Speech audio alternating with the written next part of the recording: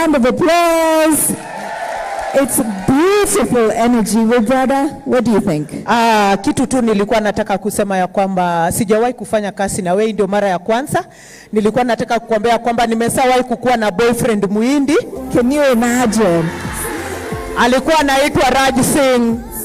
Raj Singh? Lakini siku zile nilimwalika tu kwetu akaona tukichinja ng'ombe. Alienda mapenzi kaisi hapo. Which is a good thing because my husband's name is Raj Singh. Ndio huyo kabisa.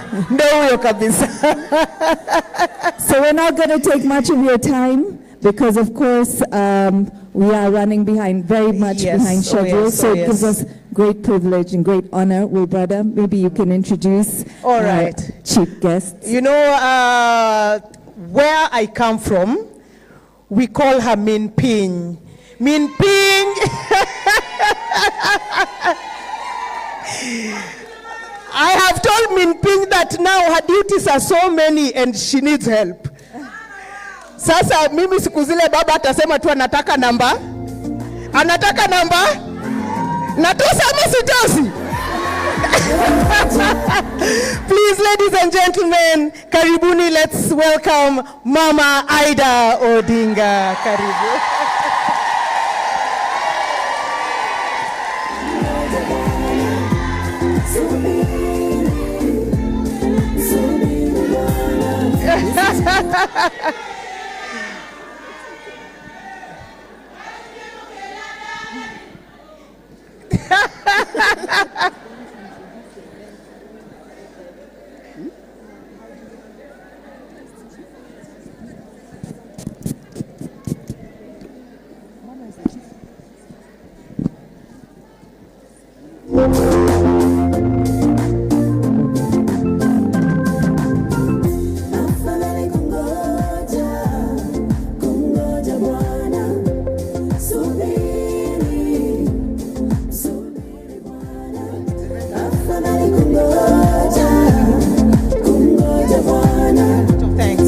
Okay, so before Mama speaks. Before she speaks. Yes, we would like to do the vote of thanks. Kawaida vote of thanks comes after the event, but we are going to do it here in the middle so that we introduce the event and what it is about.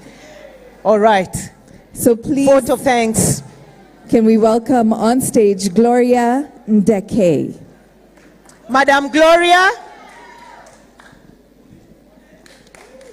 A big round of applause, please, ladies. The song Mama. Let me find it. Wamama oye! Wamama oye! Tujipigie makofi wamama. Tumaini tuko nayo, si ndio? Tumaini tulipata, si ndio? Na Mungu ni mwema. Yangu ni chache. I'll just take you through 4 minutes ya kusema hii muungano, kuelezea wakubwa wetu ile pahali tunataka kwenda na tutaenda aje. Kila mtu aliona kwa mtandao tukiongea maneno ya million women for mother. Million women for mother. And not a million women for mother, but million women for mother. Hii ni kumaanisha million si moja, inaweza kuwa 1, 2, 3, hata 10, si ndio? Million women for mother is not limited to 1 million. It represents any million number we aspire to reach. The mother in Million Women for Mother represents and is inspired by Mother Karua. The term mother represents the ideals and aspirations mother espouses. Perseverance, si ndio hiyo? Strength, na hiyo, and womanhood. That women all over Kenya and beyond see in themselves. Mother becomes a word that symbolizes both the challenges and hopes that all women face. Million Women for Mother is working to organize at least 6 million women votes while recruiting volunteers and fundraising for voter outreach efforts. Tutafanya hivyo akina mama? Tutaenda kwa streets? Tutaongea? Asanti. We are looking to change how politics in Kenya is done by organizing resources required to win a campaign, win votes, win volunteers and money. And in doing so, develop a power base that can hold politicians accountable while also becoming a support system in enacting women politics.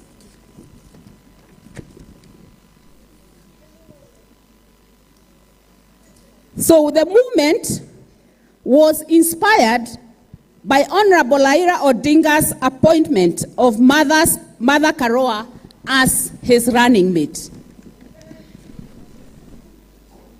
Women all over Kenya and beyond are excited to be represented. Tunajivunia mama. Tunajivunia.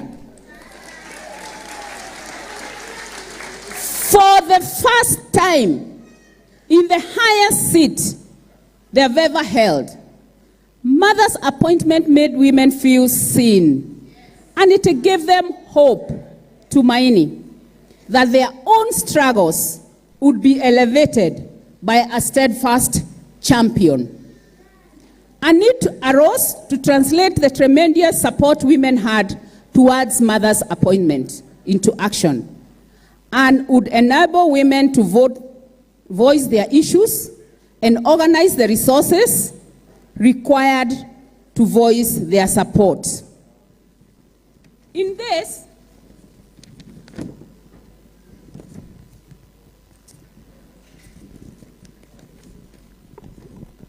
I would like to say, because sometimes we wait for the vote of thanks, and when we do it at the end, watu tayari wamechoka.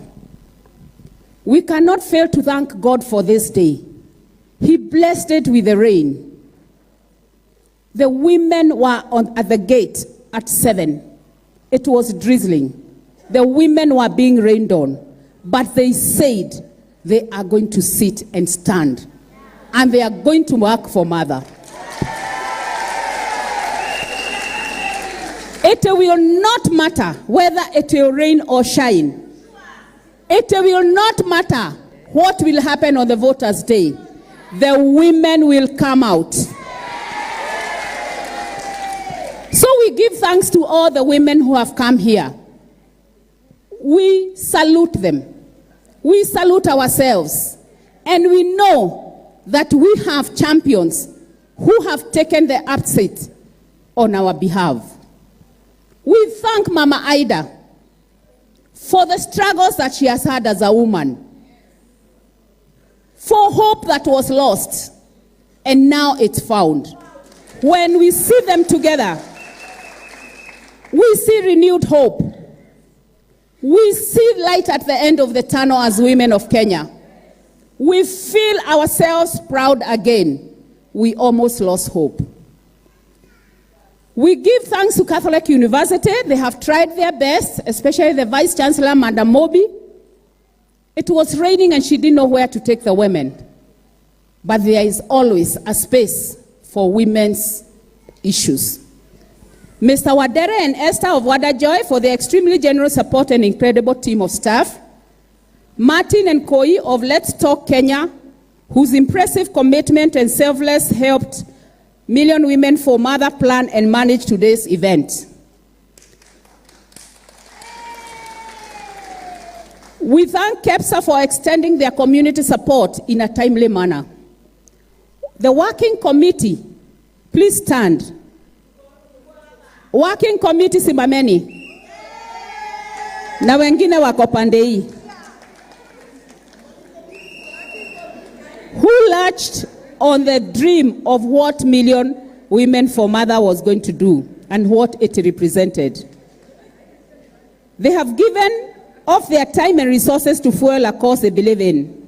Fun Homes, Shirowawero and Tinanjojo for hosting Million Women for Mother at the beginning. Our fantastic MCs and performers, Pinky, Jackie Nyaminde, Leila, Idia Chieng, Viola Karori, Joyce Omondi, and all the team that met on Mondays and Thursdays in Honorable Mother's office. They have donated their talent and time towards making this event joyous. Wamama, tuko tayari kutoka. This movement is it's a movement, and I was told to speak about this. Mahali nimezaliwa, kuna siku inafika, hata ule mama hana dururu, anatoa kuni, anatoa ndizi, anatoa mkebe, tunaita gorogoro, anatoa maragwe, anapeleka mahali inatakikana. It does not matter what you have. It is about owning the process. If we were 1 million women and each of us produced something, if we were 2 million women and if each of us produced something, we would own and participate in this process. And our hero is going to move towards the top seat because we know 9th of August atafaulu. And she will take care of all our issues. May God bless you. Thank you, asante sana. Kina mama! Kina mama! Lakini mnajua nini? Kuna mwanaume amekaa mahali. Amefinyiliwa akaambiwa hata usijaribu kufungua mdomo. Jamani, salimiana tu, amuka tu salimiane. Amuka usalimiane. Amuka usalimiane. Salimiana. No, we recognize you. We recognize you in the midst of many women. Sindio? Sawa tukiwa tunaendelea na program yetu. Thank you very much for the vote of thanks. Sasa imefika wakati ambayo tunataka kuzungumza na Minpiny na yeye pia aweze kutuzungumzia na aweze kutuambia machache ambayo yuko nayo ambaye ametuletea, au sio? Tunataka kusikia sauti ya Minpiny. Si basi tuanze kuweka hivi, mvua ianze kuingia, mvua ianze kuingia, mvua ianze kuingia, mvua ianze kuingia, mvua ianze kuingia. Makofi kwa kala kabisa. Karibu mami.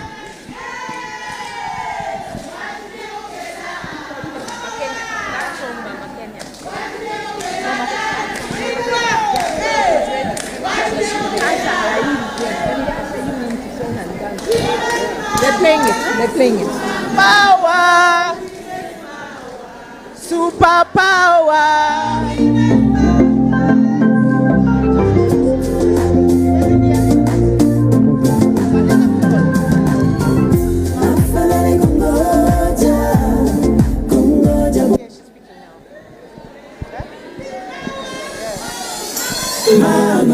Mama Kenya, mama. Usinitenge, unijenge mama. Nisikie mama. Mama Kenya, mama. Umetoka mbali wewe, usichoke mama.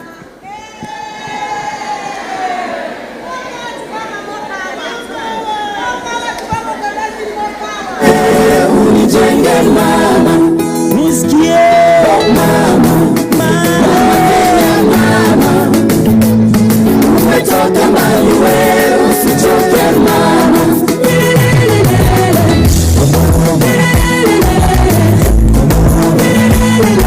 Wakati wako wewe, usichoke mama.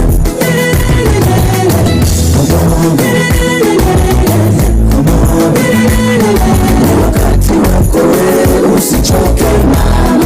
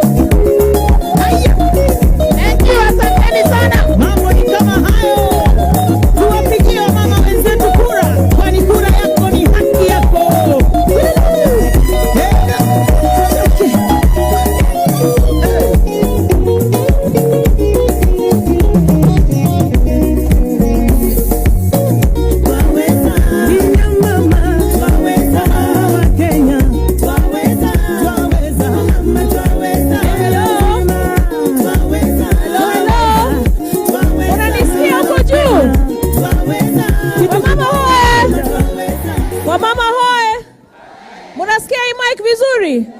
Mimi kama Mama County, I'm very honored to welcome Mama Ida Odinga, Dr. Ida Odinga, Ida Betty Odinga. Yeye ni mama wetu. Wale ambao walikuwa wanasema ni yatima, tujue tulikuwa na mama sisi, si ndio? So it is my great honor to welcome Mama Ida Odinga to address all of you. Let us be upstanding for our first incoming First Lady.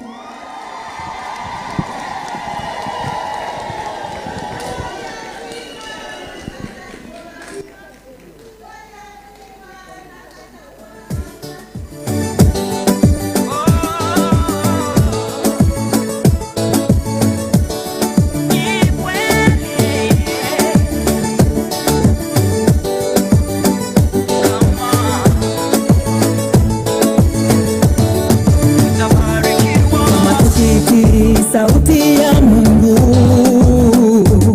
na kuzingatia kwa uangalifu amri zake, yeye atatuweka juu ya mataifa yote kama tukitii sauti ya Mungu. Wamama hai, wamama wa juu hai, wamama wa chini hai. Hebu nionyeshe kwa sawa. Wamama, leo ni siku yetu. Leo ni siku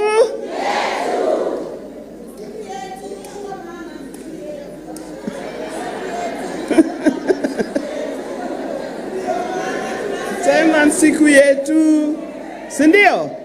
Leo ni siku yetu. Wamama ambao wako hapa na wale ambao wanatuona kwa runinga huko nyumbani. Tuko live.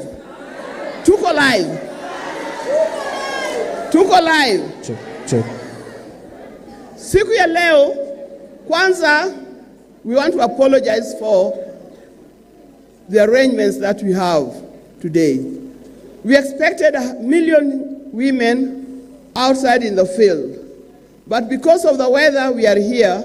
But God is so good to us. We are still able to be here and to be elsewhere in the homes, in all other places where the women are. And I congratulate you women for being there, because this is a special day and it's our day. The day is called 1 Million Women for Martha. Whoever chose that 1 million, I wish you had asked me earlier. We are not just 1 million. Could you add another zero?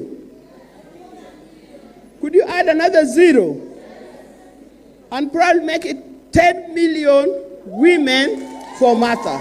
Because that's what we are. We are not restricted. We want a movement of 10 million women for Martha. Hey. Maybe I'm going too fast.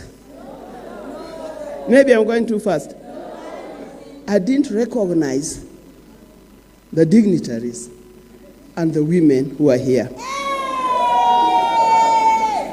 Our very own, my sister, Honorable Martha Karua. Thank you for being here. The Vice Chancellor of Catholic University, thank you for offering us this space to be here at your university. We also give them a clap, really.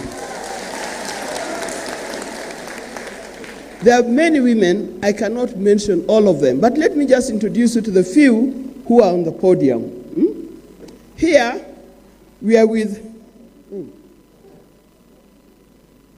Professor, you've decided to disappear. We are with Honorable Martha Zipporah Kitonyi. Go.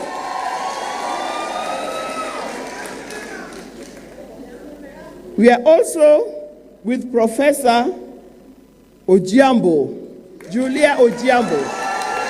You know, Julia has been there for us for many years. Hey, now that we are in the Ojambos, can I also introduce Honorable Millie Odhiambo?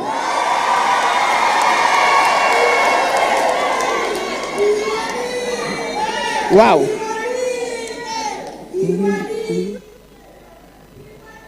Yes. Now we have the women rep of Nairobi. Women rep of Nairobi. Esther Pasaris. Where's Madam Gloria Dekay? Yeah. She has already welcomed us. Commissioner Irene Wanyoike. Yes, I can see Ambassador Josephine Ojiambo. One and our very own Nyarukuyu. Mumbi Ngaru.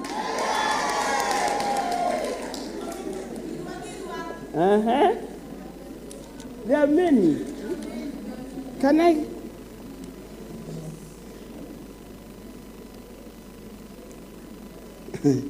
A lady representing all the women teachers in this country. Lady Benta Opande. Where is she? By the way, she was my student. She was my student.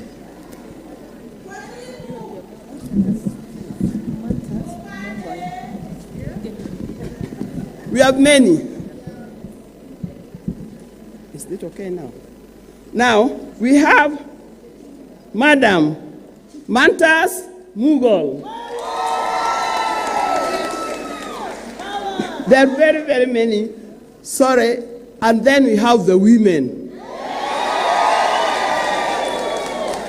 There are many. If I've not mentioned you by name, it is not because of time. But I recognize it. Wow. Catherine Nyamato. Lady Catherine Nyamato. Yeah. It's difficult for me to turn back because I know all of them. And some are wearing masks, so I cannot recognize them very well. Now, just as I started, this is our day. It gives me great pleasure to be here today and to address multitude of women. As far as I'm concerned, I know I'm addressing 10 million women of Kenya.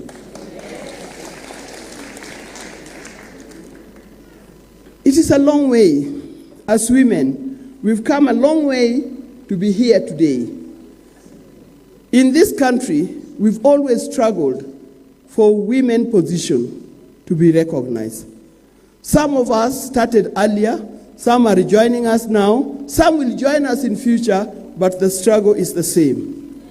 When we come together as the women of Kenya, we put aside those issues that sometimes do divide us, separate us. Issues like, where do you come from? Ethnicity, where does she come from? Religion, is she a Christian? Is she a Muslim? Is she a what? Things that separate us. Education. What does she do? Things that separate us. We come together as the women of Kenya. And our aim is one, for the woman of Kenya to be elevated 10 times higher than we are at present. It doesn't matter what you are doing. People are doing different things. Some are nurses, some are teachers, some are mothers. Any grown-up, whether you had babies or not, you are a mother to the little children. All those things brings us together. And today we are here specifically to talk about Martha and why we are proud of Martha being here, and why we want Martha to take the highest position, second highest position in this country. I personally, I met Martha way back in 1990. Every time I hear her talking, she's talking about things we did probably in the 80s, in the year 2000 and above.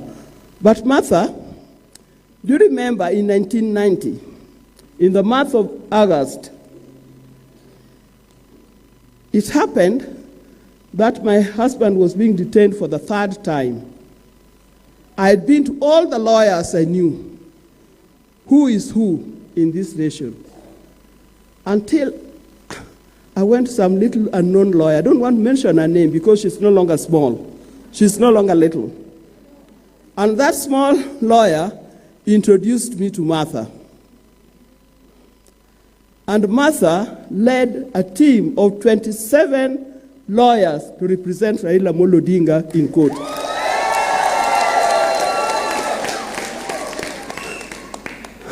I looked at her and I said, this small girl, she can do this. Then I knew the power is not on size, but in the mind of the person. And that power is still here with us. Very soon after that, we looked at the way women were being treated.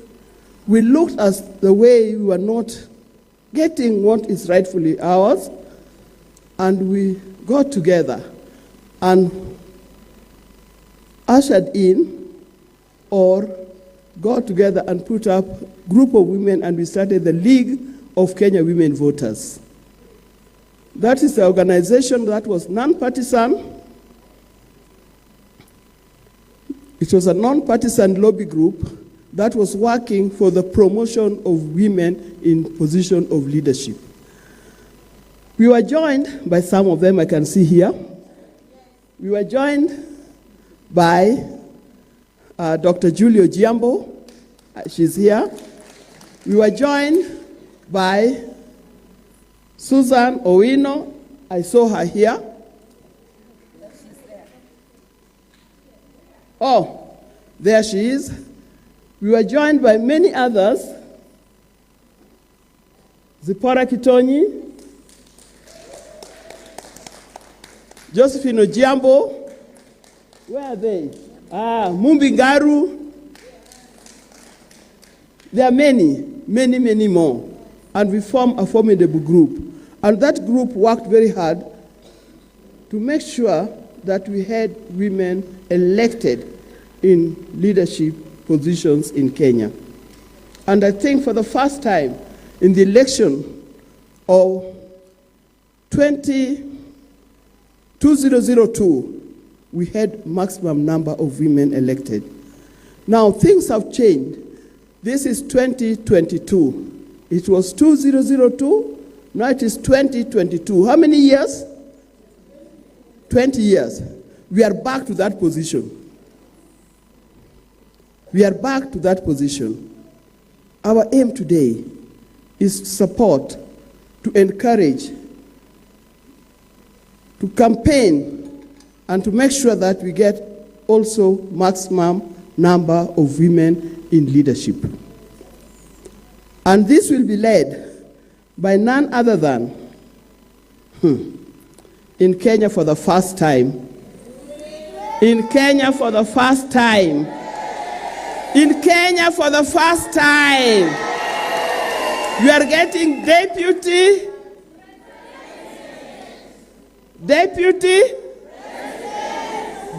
state president, who is a woman. Deputy is just as good as the president, and that is a woman. Martha, please come. I want to see whether these women actually are with us. Do you support? Do you support? Do you support? Do you support? Do you support? Have a seat.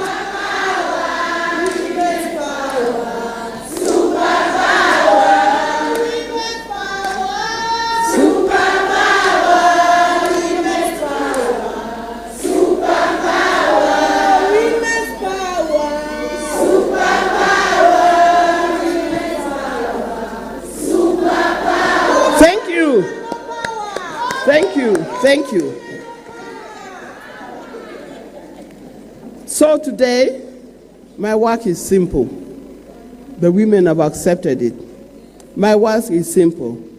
Number one, Martha, is to congratulate you for being nominated to be our next deputy president.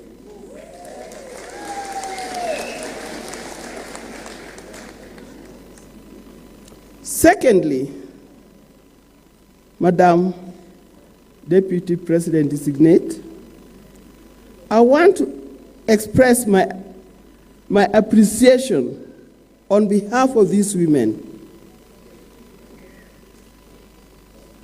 I want to express my appreciation on behalf of these women to thank, by extension, Right Honorable Ida Odinga for nominating you in that position.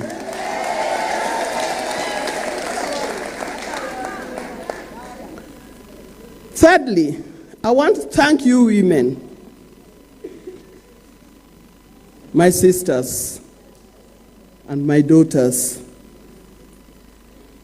for the struggle that you've made since the days of Beijing.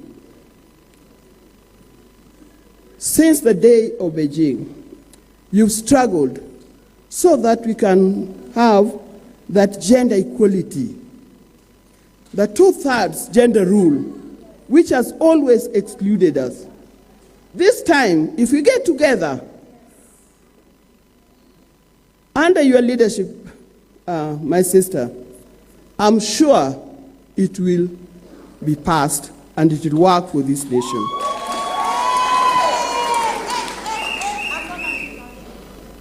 I also want to appeal to those who are watching us, who are not in this hall, that the position that we take in this hall is a position that represents all of us, wherever we are. As we leave this hall, and those of us who are not here, when we go out, we are going to campaign for one thing. We are going to campaign for the position of women in leadership, and particularly the Vice Deputy President of the Republic of Kenya, and that is none other than Martha Wangari.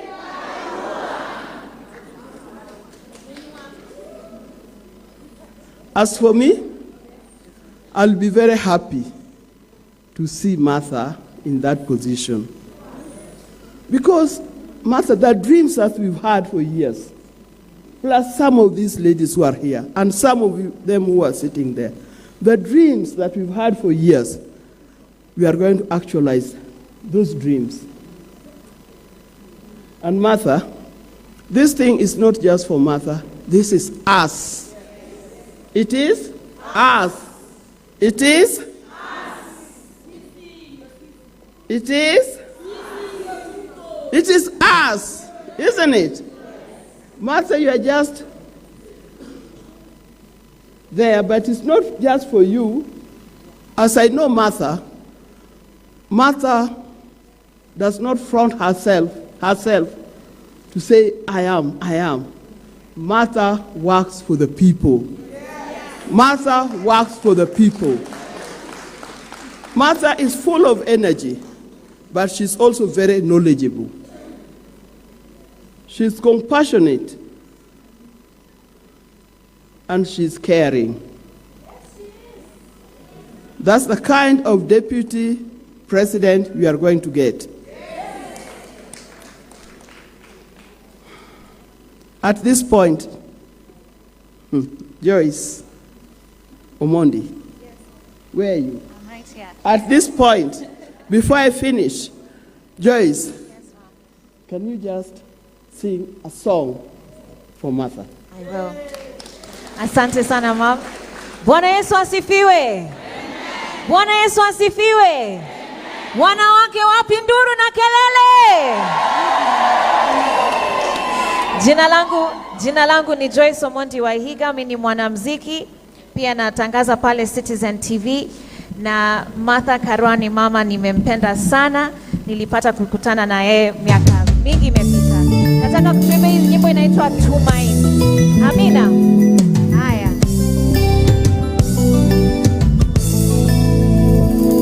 Makofi.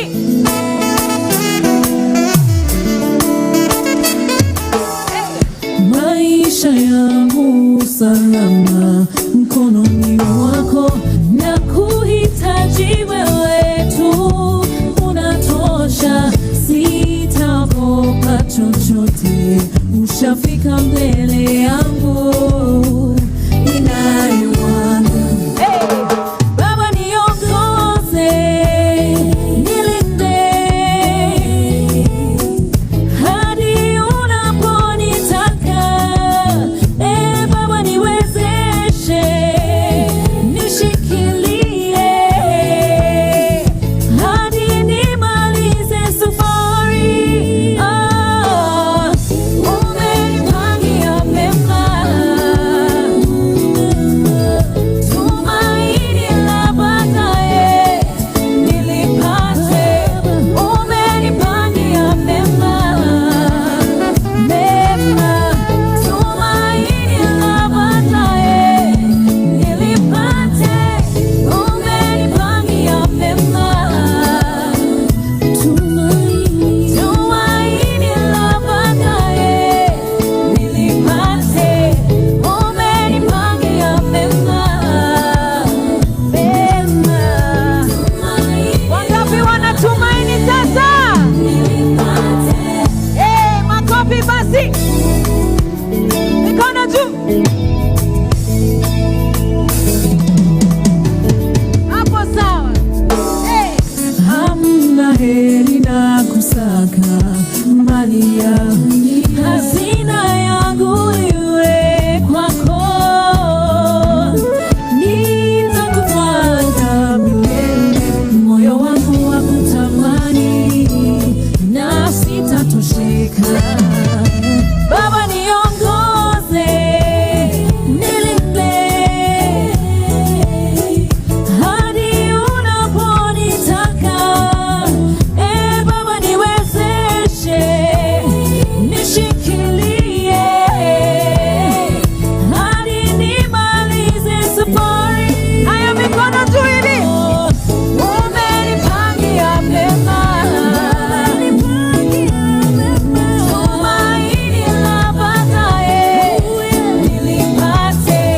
Umenipangia mema, tumaini la baadaye nilipate. Umenipangia mema, tumaini la baadaye nilipate. Umenipangia mema, tumaini la baadaye. Niwasikie tena DJ. Umenipangia mema, tumaini la baadaye nilipate. Umenipangia mema, kutegemea na kukimbilia, tumaini langu ni wako, na kutazamia na kutegemea na kukimbilia. Haya, mara ya mwisho tuimbe sote pamoja. Twende. Umenipangia mema, Siwasikii.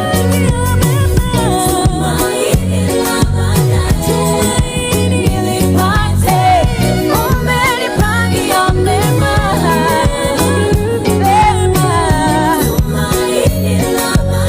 Oh, you sound beautiful. Hey. umenipangia mema,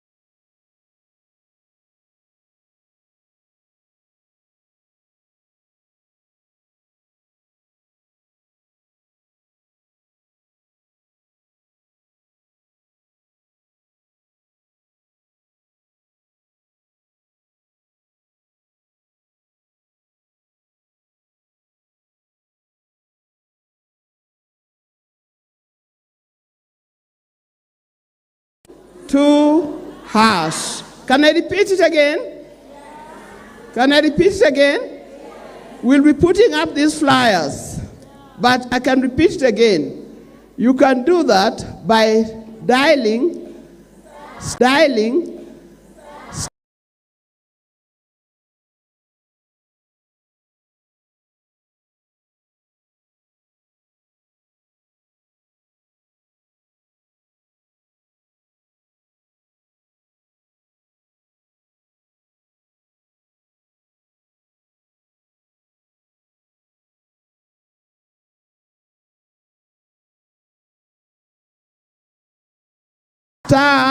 *7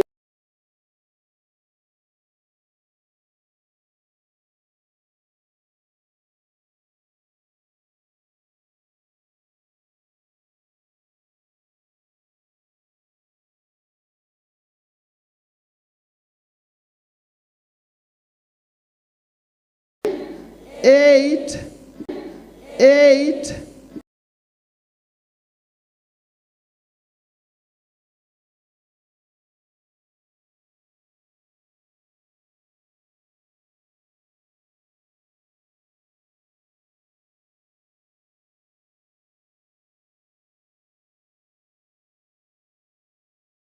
9 star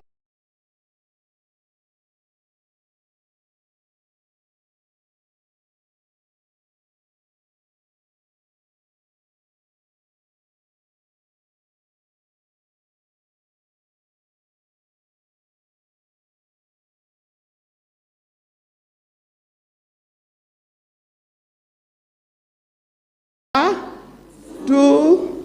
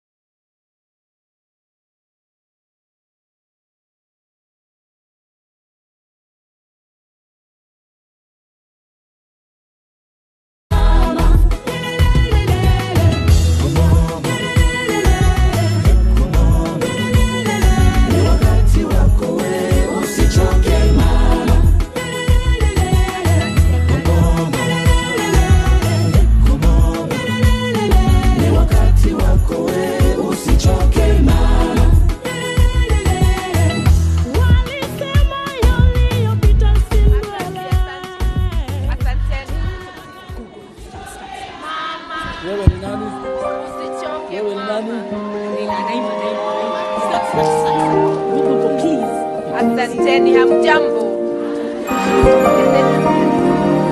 I am advised that my daughter will introduce me.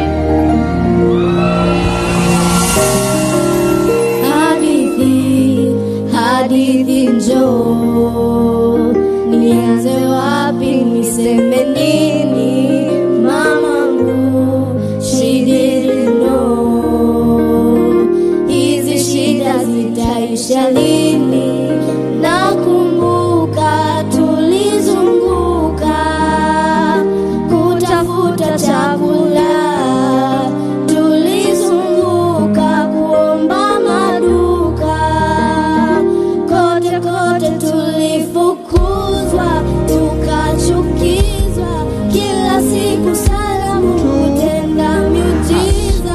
Mama lilia akituliza,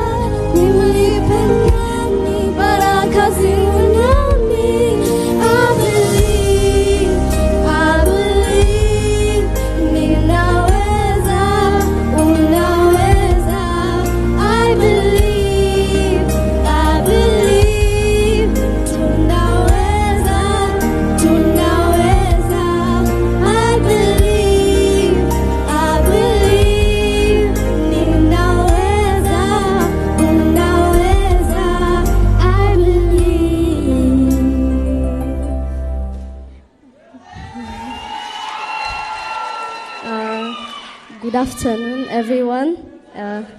My name is Leila Mohammed, and I've been so inspired as a 17-year-old to see women taking up roles of leadership like Huma. Thank you. Thank you. Thank you. To be well. You're great. You're great, my daughter. You're great. Sit on my seat for a minute and find out.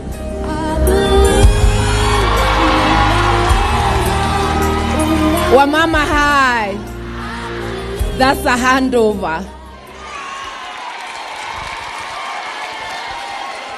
We must mentor, we must hand over. Wamama High. May I begin by acknowledging our chief guest, Dr. Ida Odinga, a friend of many years, acknowledging all the great women on the stage and in the audience, because you're all great. If I could, I would introduce every single one of you by name. I want to acknowledge the organizers of this great function. And resilience is the other name of every woman. So even the blessings of rain did not deter you. A bit chilly, a bit cold when we came in, but I think by now we've all cheered ourselves up. When I look at your faces, I see people who are vibrant and who are ready. Thank you very much for all of you. I want to say today, yes, the theme is a million or 10 million women for Martha. Martha may not be your name, but this is your journey too. This is about you, not about me. Without the mamas, the voices of women demanding for space, there would be no Martha. There would be no position of running mate in a leading formation. There would not be so many elevated to the spaces they today occupy. This is a culmination of the journey of every single woman, every woman of Kenya. And it's not just about post-independence, it's before.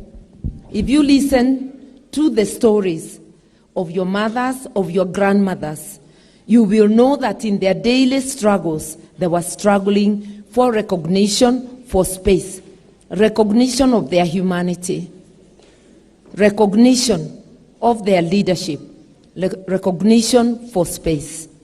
This is a culmination of the toil of women for years, and we are not yet done. We are still on the journey.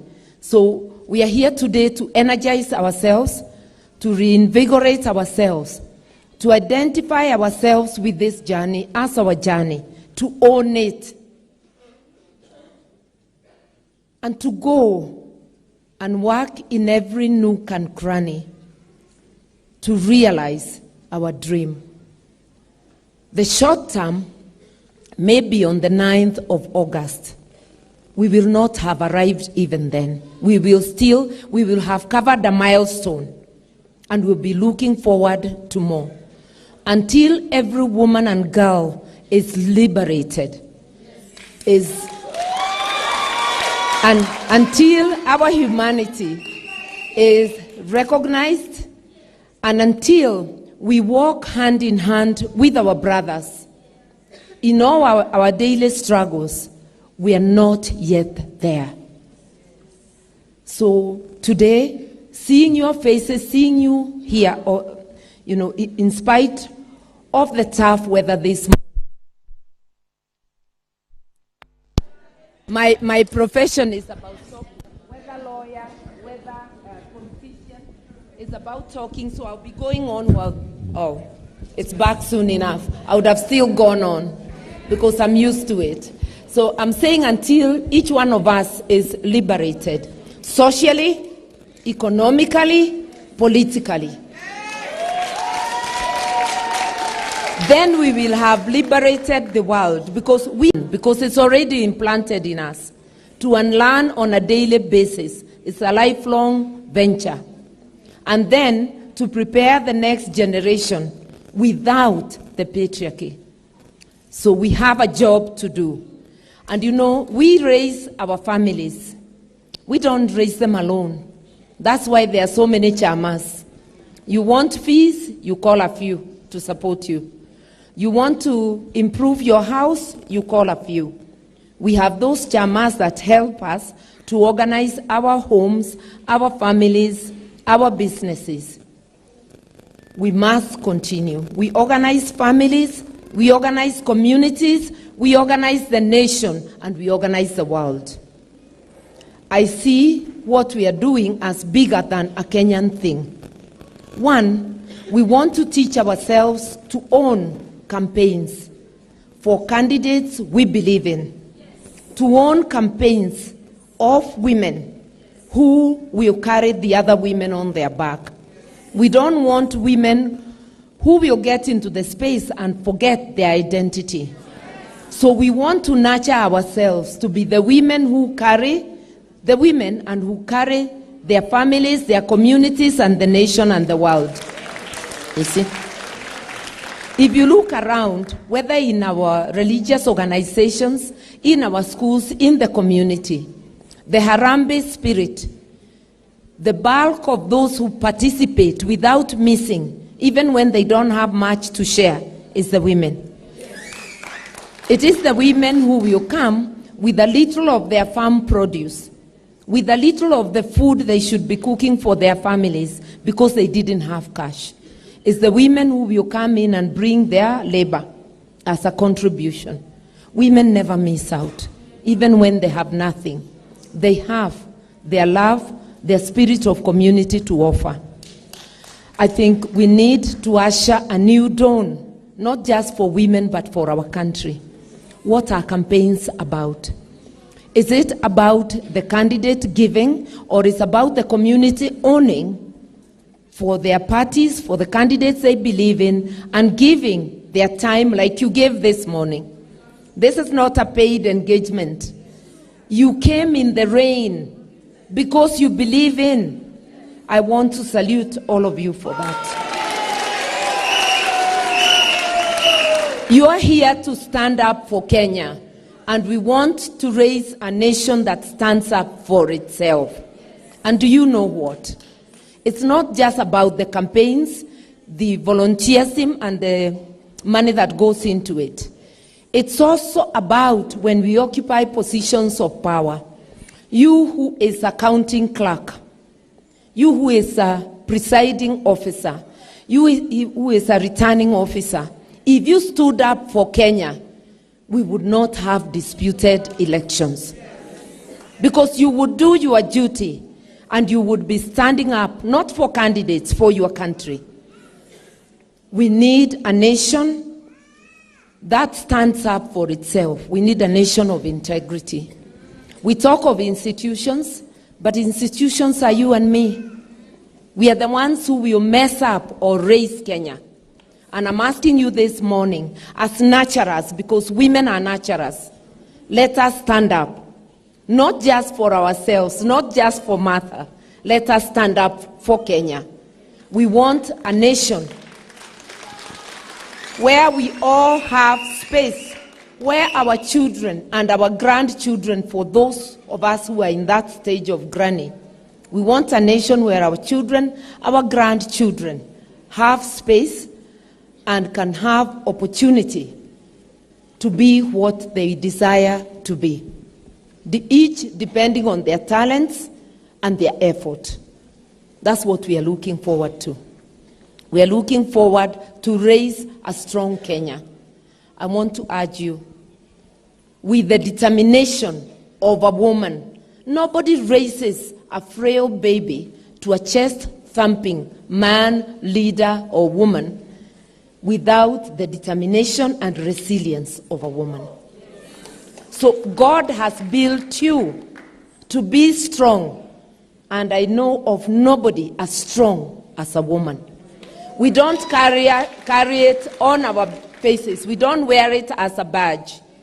But think of your mother, of the woman next door, and you will realize that in truth, strength is the other name of a woman. Determination is the other name of a woman. Resilience is our name. Generosity is another name for women. A woman will serve, leave herself with nothing, and serve her children and a guest who has come in. Without that giving spirit, you cannot nurture. You cannot nurse, because every woman is a nurse, whether trained or untrained. Sick people in the household belong to women. Those who are unable to fend for themselves, if there is somebody with disability who must be cared for, with a severe disability, they belong to a woman. I once did a case where the man almost blamed the wife for their disabled child, until it outraged a male judge so much that he ordered the man to shut up, because it was so disheartening. But every person who needs help in the home, unpaid care work, is the other name of women. So, by nature, by socialization, you have a giving heart. Even when we try to be mean, search yourself, you still have a giving heart.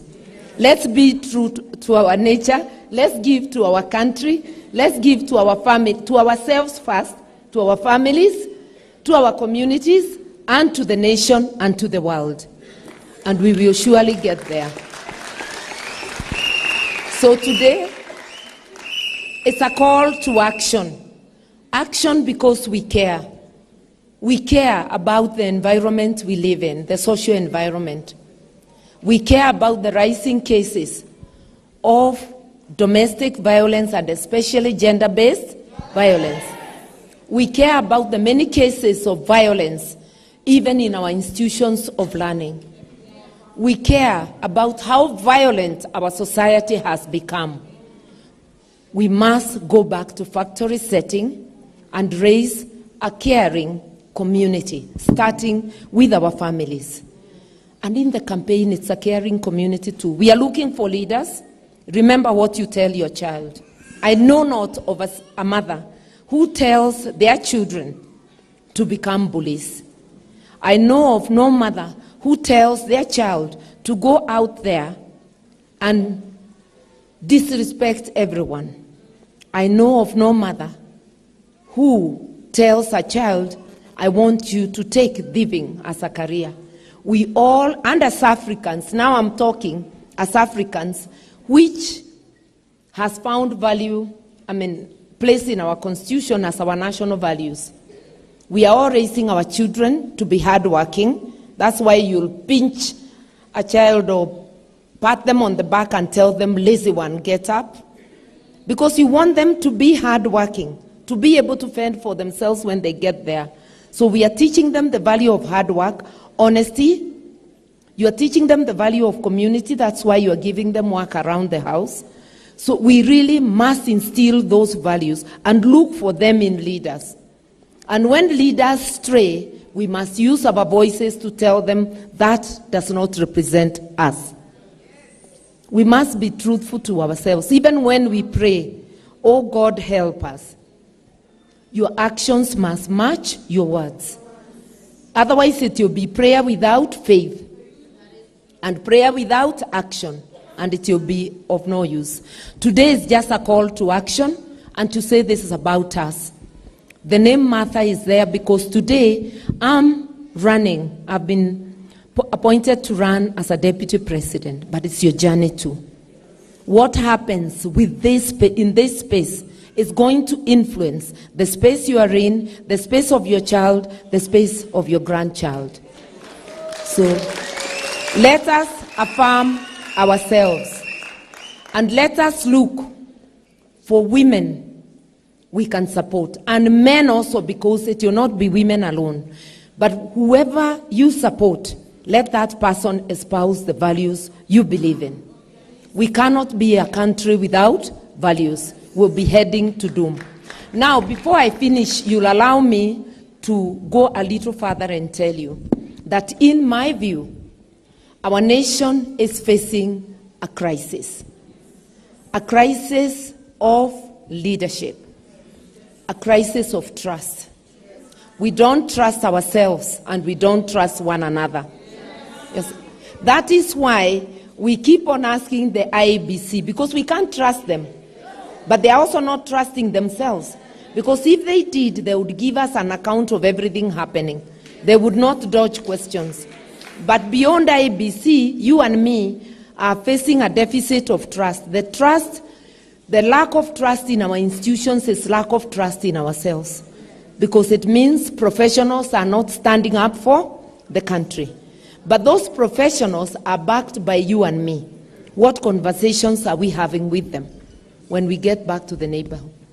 Let us restore trust among ourselves. And I keep giving the example of the last American election, where President Trump was captured asking the Secretary of Georgia to find for him some 11,000 votes. And that was a Republican state. But on phone, because we were hearing it recorded, the guy is telling him with a calm voice that he has a job to do, meaning he will stand by his oath of office. Okay?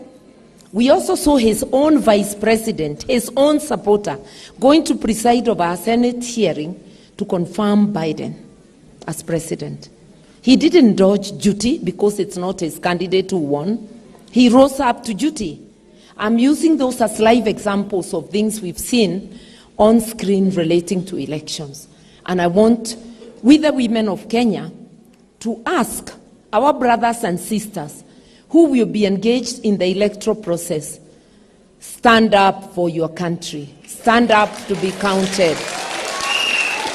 It doesn't matter whether you are a law enforcement officer. It doesn't matter whether you are a presiding officer, whether you are a candidate supporter like my supporters.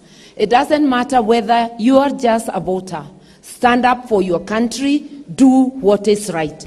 And I have this belief that a majority of people are good people.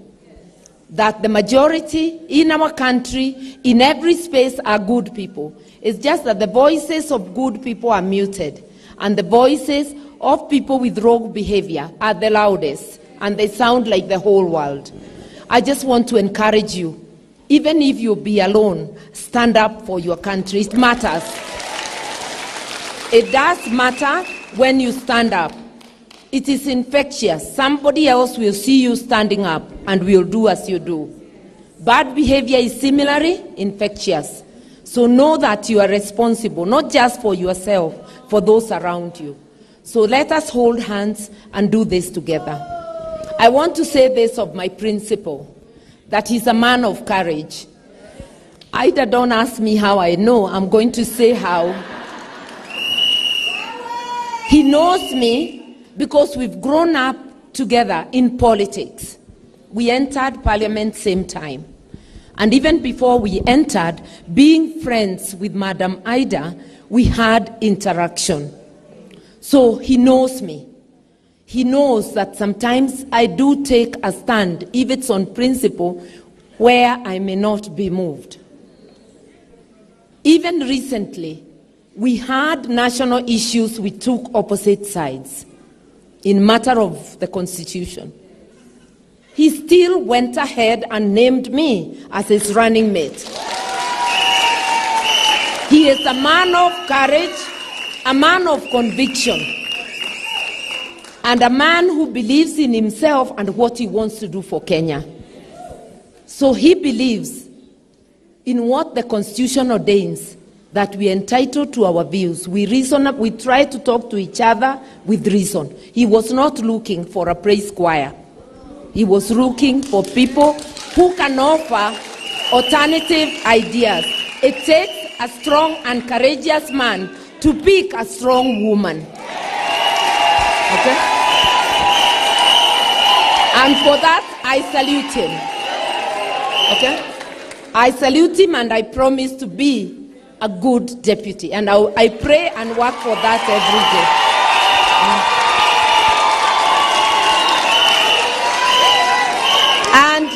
being a good deputy means being a good worker for the nation. Because we are all working to serve you, not to serve ourselves.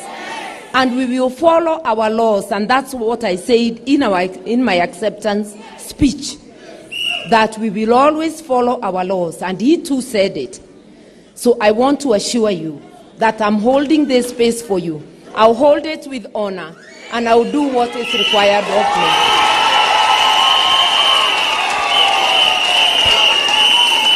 Just one last bit about my principle, because I'll be guilty of withholding information if I don't say it.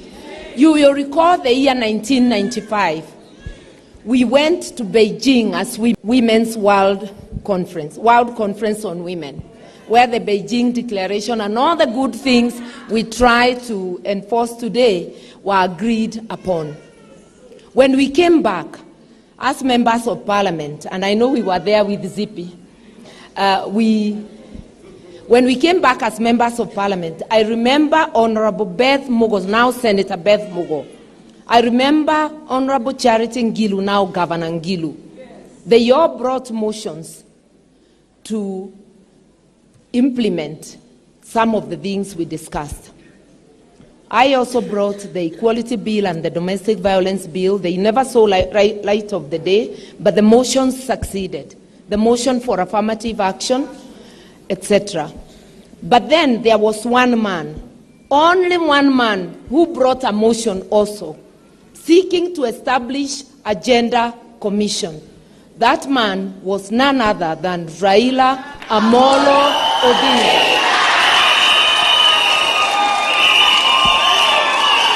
And anybody doubting can go to the Hansard 95-96 and check. And I know that is the motion the late President Kibaki used to establish a gender commission way ahead of the 2010 Constitution. You see? So what I want to say of my principal, he didn't just think of women because it was a campaign season. It is something he has done before. He used to support, even if you go to the Hansard, you'll find him supporting the motions by Beth and the others. And then he brings in his own motion. An odd thing those days, but we were very grateful as women. I remembered that on the day I was appointed, because it's good that stories be told, so that you don't just think that things are done as a campaign gimmick. I lead a political party known as NARC Kenya, but I want to stand here and tell you that of the women be elected, not nominated, elected to parliament, ODM has been responsible for a majority, who include this girl.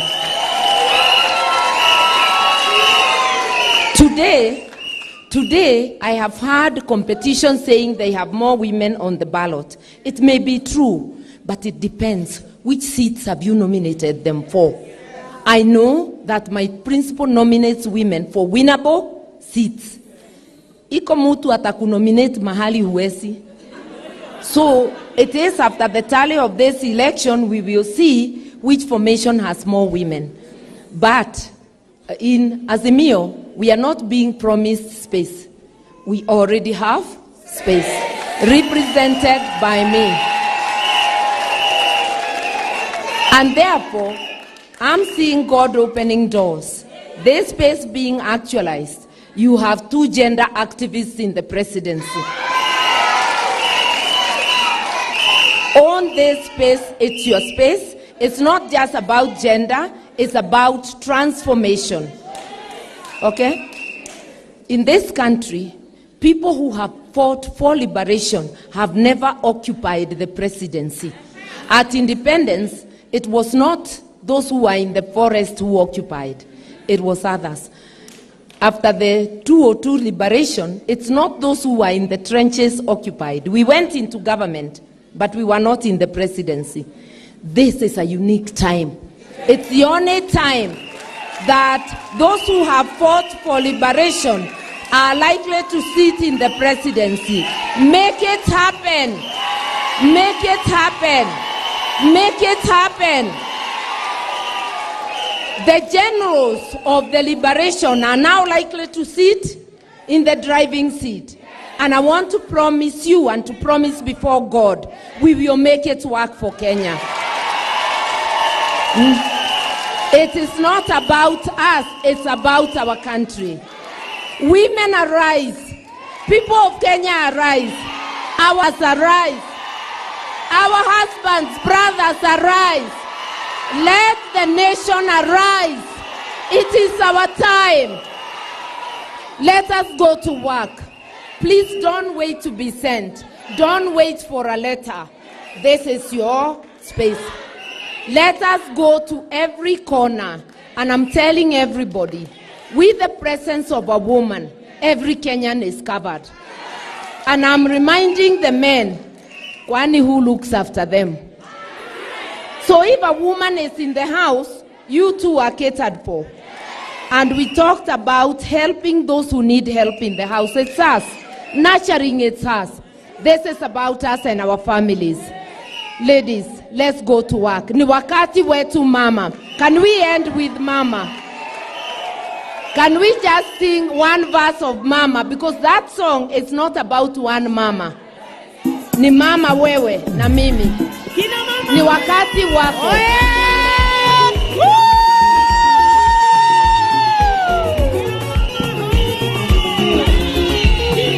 Kina mama, transformation, transformative leadership. Kina mama, oye, kina mama, hai. Kina mama, oye, kina mama, hai. Jamine, we want to dance together to launch this wonderful, wonderful, wonderful. Give us the shuffle. We want to dance together, ladies. So my request is that Mother Karua to lead us in the shuffle, right? We have seen her lead us in the shuffle. Let's go, Mami. Shuffle. Hadi wa Victoria, mlima Kenya hadi bonde letu la ufa. Kenyan women can. Today. Siogope simameni kidete kina mama. Yes we can. Simama uhesabiwe. Kura yako haki yako maendeleo na ugatuzi kote Kenya. Today. Usinitenge, unijenge mama. Nisikie. Oh mama. Mama Kenya mama. Today. Umetoka mbali we usichoke mama.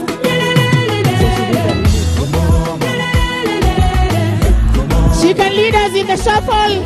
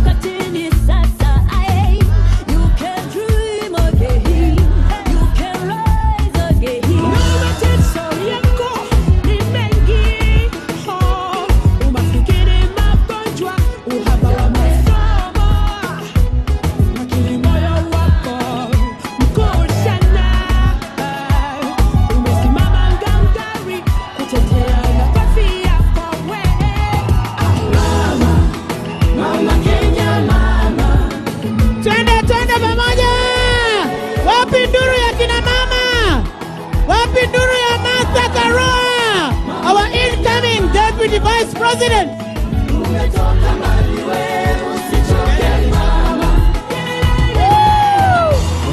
Today, one for Mata.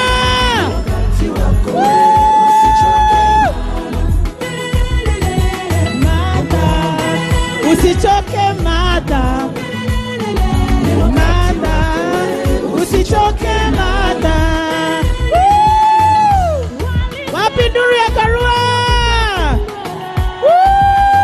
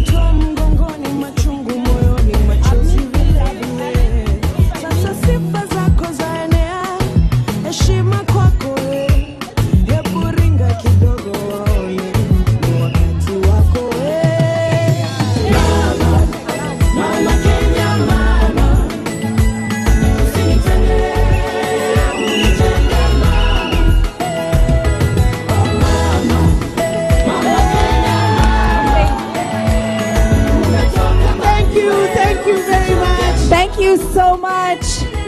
And in the words So inspiring. of the inspiring Martha Karua, trust and values, and it's all about women's power. Remember to participate, to register, to be a part of this. To be a part of Million Women for Martha. Exactly. And to vote. Unajua tusipopiga kura basi haina maana. Wangari Maathai once said, be a hummingbird. So when the forest is on fire and all the animals are watching, the forest burned down, and the hummingbird went to the river, picked up water, and tried to put the fire out, the rest of the animals laughed. But the hummingbird he said, I am playing my part. Yes. So play your part. Play your part. Do what you can this election. Remember your power as a woman.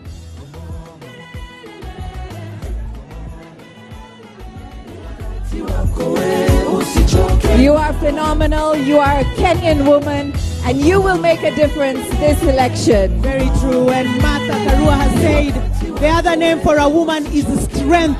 And the other name is resilience. Like now we are being resilient in this photo. We are very resilient.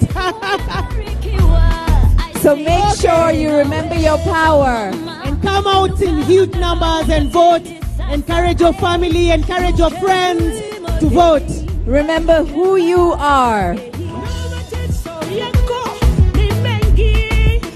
And thank you for your time today. Oh yes, thank you very much. It has been amazing, amazing, amazing. We have had a lot of hiccups, but yet we have made it.